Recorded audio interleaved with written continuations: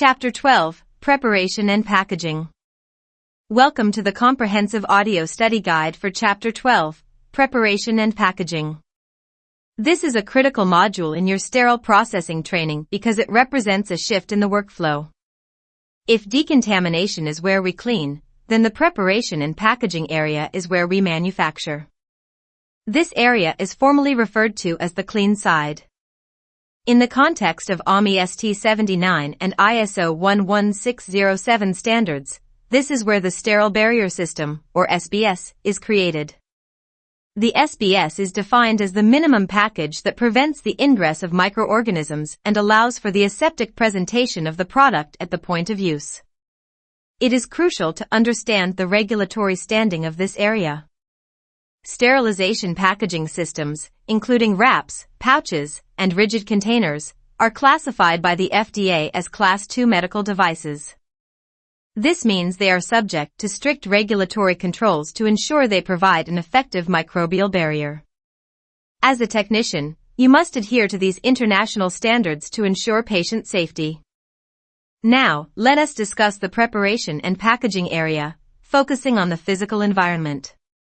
Because prep and pack deals with clean instruments that will be sterilized, the environment must be tightly controlled to minimize bioburden and dust accumulation. First, we must examine air pressure. The prep and pack area must be maintained under positive air pressure. This means air should flow out of the clean area into adjacent areas, like hallways or the decontamination side. This outward flow prevents dust and airborne contaminants from entering your clean environment. Next is air exchange. The ventilation system must provide a minimum of 10 air exchanges per hour to keep the environment fresh and safe, reducing the level of particulates in the room. Regarding temperature, the exam standard based on the 9th edition states that the temperature must be controlled between 68 degrees Fahrenheit and 73 degrees Fahrenheit, 20 degrees Celsius to 23 degrees Celsius. This specific range is designed to prevent bacterial growth and ensure staff comfort while wearing protective attire. You should be aware of a common conflict regarding temperature updates.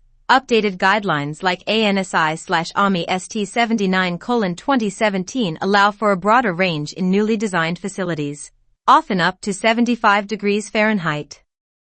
However, for the purpose of your certification exam, you must stick to the strict 68 to 73 degrees Fahrenheit range unless a question specifically references the new ST 79 standards.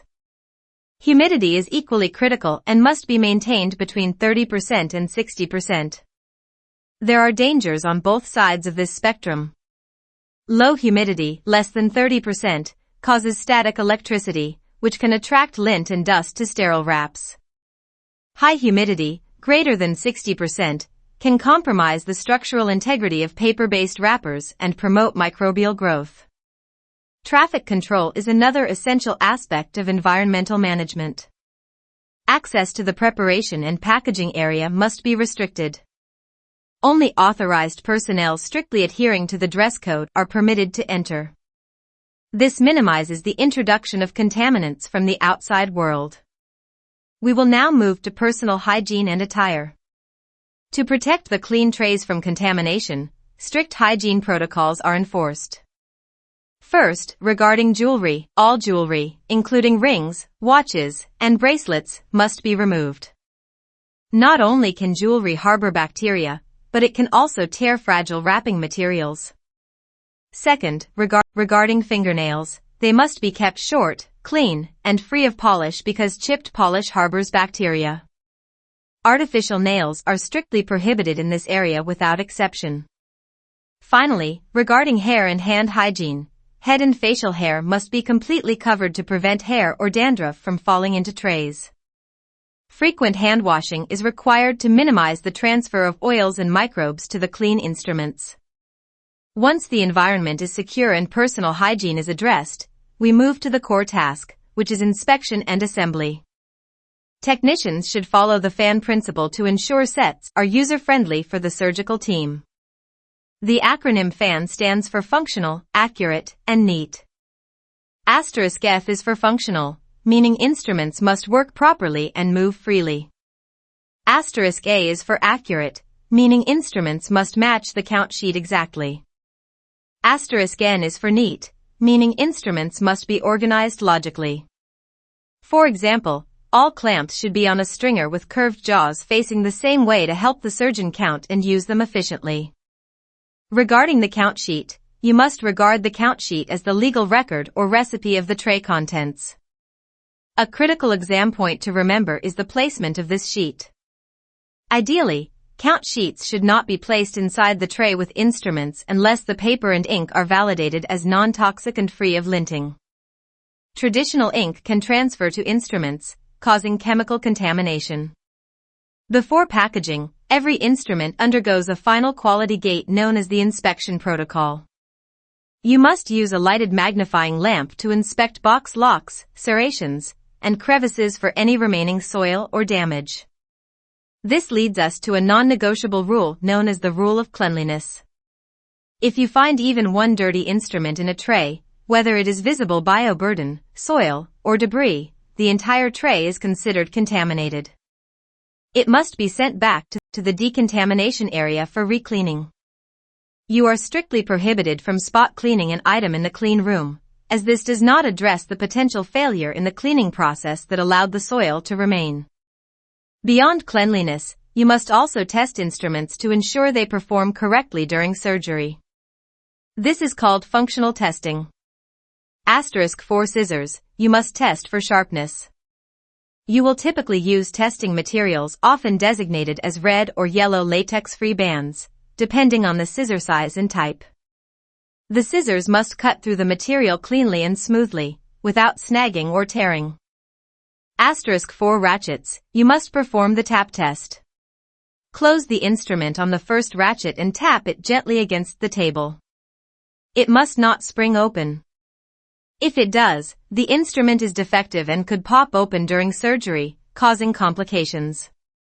*, you must also inspect box locks for hairline cracks near the screw or pin. Finally, we must discuss insulation testing, which is critical for patient safety.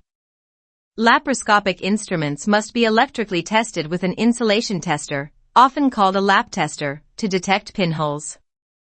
Pinholes in insulation can allow electricity to escape and cause internal burns to patients during surgery, which may not be immediately visible to the surgeon. With the inspection complete, we must now arrange the instruments into the tray following specific physical guidelines to ensure sterilization success. The first critical metric is the weight limit.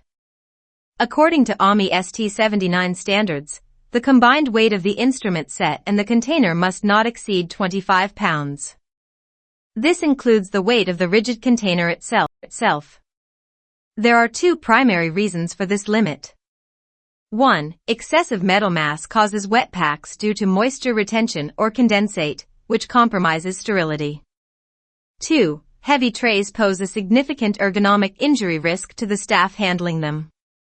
When arranging the instruments, you must pay close attention to hinged instruments.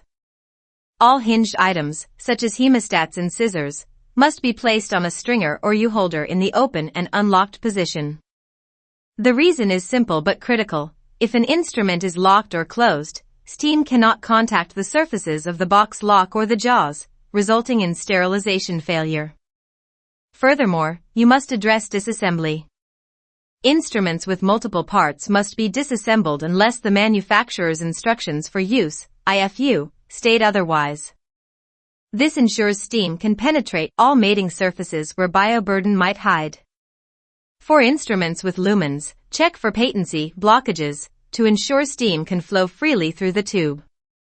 To manage moisture and protect the instruments, a tray liner, typically a lint-free towel or medical-grade foam, should be placed at the bottom of the tray. This serves two purposes. It protects delicate instrument tips from damage, and it absorbs condensate to facilitate drying and prevent wet packs. A specific rule applies to basin sets. When assembling sets with basins or bowls, they must be nested in the same direction to prevent air pockets. Crucially, you must place a wicking material, like a towel, between the basins. This separates the surfaces to allow steam to penetrate all areas and helps absorb moisture to prevent wet packs. Finally, we must discuss tip protection. Sharp items like osteotomes, skin hooks, or delicate scissors must be protected to prevent them from piercing the packaging or becoming dull. You must use validated tip protectors, which are often clear or vented to allow steam flow. Here is a critical warning for the exam and your practice. Never use latex tubing or needle caps as tip protectors unless they are explicitly validated by the manufacturer. These items can form a seal that prevents steam contact, leaving the tip unsterilized. Now that we have assembled our trays, we must select the appropriate packaging. The goal is to create a sterile barrier system. The fundamental concept behind wrapping is the creation of a tortuous path. Imagine a maze. Wrapping techniques must create a maze-like path that prevents bacteria from entering but still allows air to exit and steam to penetrate.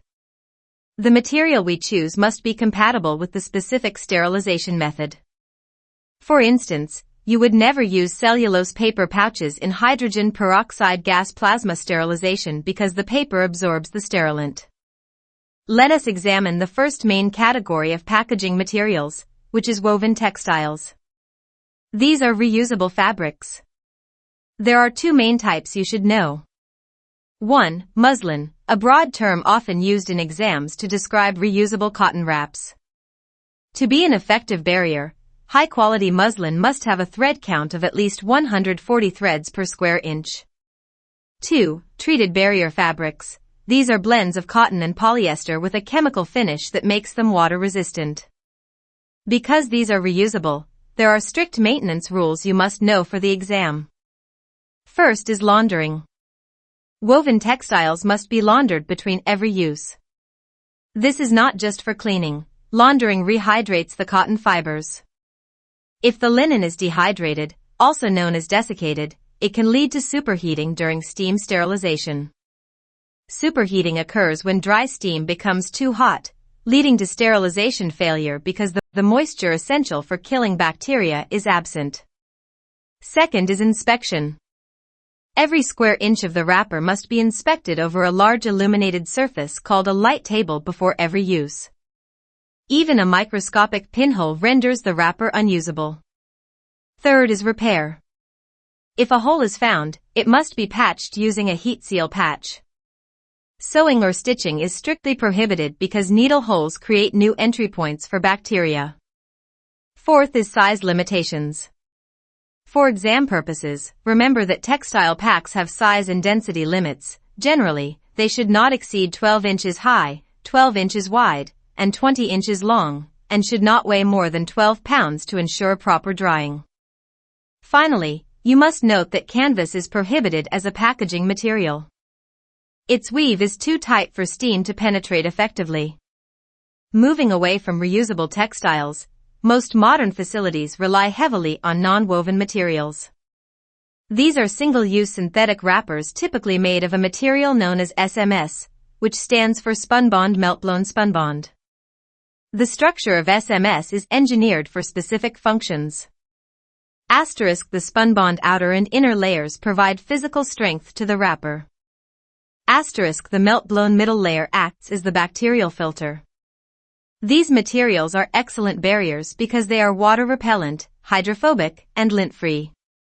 However, you must handle them with care as they are prone to tearing, especially if dragged across a shelf. Since they are disposable, they do not require rehydration or light table inspection for wear, though you must still visually check every sheet for shipping damage before use. For small, lightweight instruments, we use peel pouches. These consist of a paper side, usually medical-grade craft paper for breathability, and a plastic laminate side for visibility. There are several critical rules for using peel pouches that appear frequently on exams. First is labeling. You must write only on the plastic side using a validated felt tip marker or on the designated labeling area. You must never write on the paper side because the ink can wick through the paper and contaminate the instrument inside.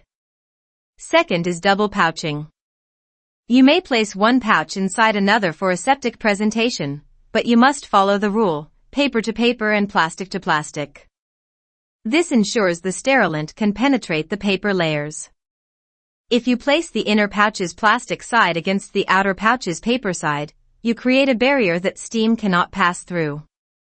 Additionally, the inner pouch must fit inside the outer pouch without folding over itself.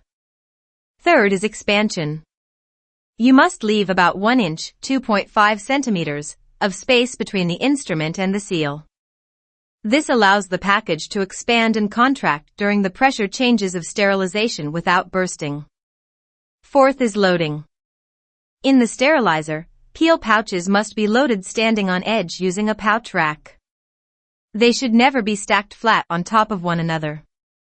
If stacked flat, the plastic side of the top pouch will block air removal and steam penetration for the pouch beneath it. Finally, we must address material compatibility. Standard paper plastic pouches are for steam sterilization.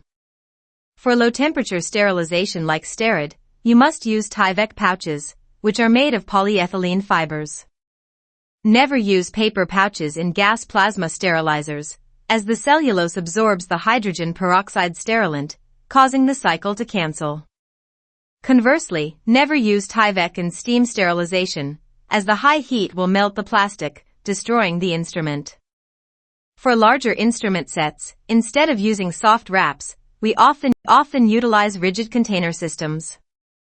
These are box-like structures typically made of anodized aluminum, stainless steel, or high-temperature plastic. Just like the wraps and pouches we discussed, these containers are regulated by the FDA as Class II medical devices. When using rigid containers, there are specific components you must inspect with extreme care. The most critical barrier component is the gasket. This is the rubber or silicone seal that runs around the lid. Before every single use, you must inspect the gasket for cracks, nicks, or signs of dryness. If the gasket is damaged in any way, the container cannot hold a seal and must be removed from service immediately. Next, we look at the filters and valves. These mechanisms allow steam to enter the container and air to exit.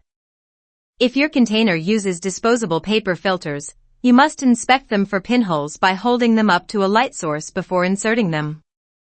You must also replace them after every cycle. A critical warning here is, never use more than one filter unless explicitly permitted by the manufacturer. Double filtering can block the sterilant from entering the container, leading to cycle failure. For cleaning purposes, you generally need to remove the filter retention plates from the lid. This prevents debris and biofilm from becoming trapped underneath the plate. However, you should always check the manufacturer's instructions, as some newer containers have permanent holders that do not require removal. Once the container is loaded and closed, a tamper-evident seal is applied to the latch. It is vital to understand what this seal represents. It does not prove the items inside are sterile. It only proves that the container has not been opened since it was processed. Finally, we must discuss loading and wet packs. Rigid containers have a high thermal mass, meaning they are heavy and cold relative to the steam. This makes them prone to developing excessive condensation, or wet packs, if the drying time is insufficient or if the set exceeds the 25-pound weight limit. In the sterilizer cart, rigid containers should generally be placed on the shelf below absorbent items like wrapped trays. If you place a cold metal container above a paper-wrapped tray, condensate can drip from the container onto the paper below.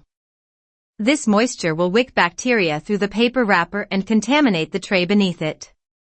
We have selected our materials, whether woven or non-woven, so now we must apply them correctly using specific wrapping techniques. As we mentioned earlier, the goal of wrapping is to create a tortuous path which acts as a maze that prevents bacteria from migrating inside the package. There are two primary methods for applying the wrapper to the instrument tray. 1. Sequential wrapping. This involves using two separate sheets of wrap. You wrap the package in the first sheet and seal it. Then, you wrap that entire package again in a second separate sheet. This creates a package within a package. This method is time-consuming but provides a very robust barrier. 2. Simultaneous wrapping. This method uses two sheets that are either bonded together at the edges by the manufacturer or simply laid on top of each other. The technician wraps the item in a single mechanical step. This is faster than sequential wrapping but still provides the necessary double-layer protection. Once the method of application is chosen, you must select the correct folding style based on the item you are packaging. The first style is the envelope fold, sometimes called the diagonal fold. This is the most common method for small packs and instrument trays. The item is placed diagonally on the wrapper. The most critical feature of this fold is that the final flap creates a tab. This tab allows the scrub nurse or surgeon to open the package aseptically by pulling the tab away from the sterile field without reaching over the sterile contents. The second style is the square fold, sometimes called the rectangular fold. This method is typically used for large, bulky packs such as sterile linen or gowns which are too large for the diagonal method. It involves folding the wrapper in straight lines, similar to wrapping a gift box. Finally, we must secure the package using indicator tape. This tape serves a specific regulatory function as an external chemical indicator, or type 1 indicator. The tape is treated with a chemical that changes color, usually to black lines, when exposed to heat. Crucially, you must remember the rules for labeling. Asterisk: the tape's color change does not prove the item is sterile, it only proves exposure. Asterisk: you must write important information, like the lot number, on the tape or a designated label. Asterisk: never write directly on the wrapper fabric with a pen, as ink can damage the material or wick through to the instruments.